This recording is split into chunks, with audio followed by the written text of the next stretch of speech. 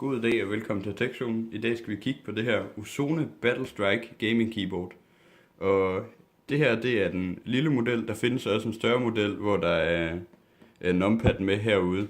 Men selve kassen her, der står, at der er nordisk layout på tastaturen. Det vil sige, at vi har E, Y og Å. Og det er høj kvalitet aluminiumskasse. Det kan vi så se på lidt senere. Så står der, at der er mekaniske knapper, og her der er Cherry MX Brown, og 30 makroer og 5 profiler, og at der er rød bagbelysning på tastaturet. Og her på siden, der står, at der er 64 KB onboard memory, at der er forskellige G-knapper, og igen Cherry MX. Og på bagsiden,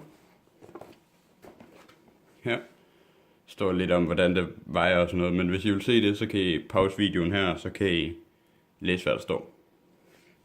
Men hvis vi åbner selve pakken, sådan der, så bliver vi mødt af tastatur her, og en manual. Og der er også et par klistermærker med her. Et Ozone klistermærke. Men væk med det. Så har vi selve tastaturet her, hvis vi kan få det også. Rimelig tungt.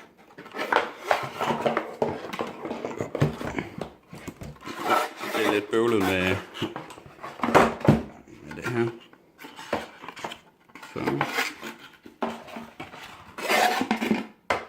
Fantastisk.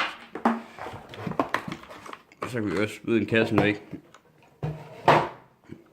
Her der har vi så selve tastaturet, Ozonen Battle Strike Gaming Keyboard, og på bagsiden, der har vi nogle ben med gummifødder, man lige kan vippe op, så at det kan få en vinkel, når det ligger på bordet.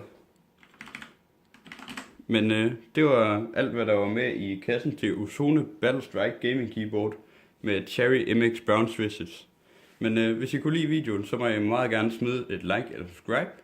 Og ellers, hvis I har nogle spørgsmål til det her keyboard eller til noget andet, så må I rigtig gerne skrive en kommentar. Hej hej.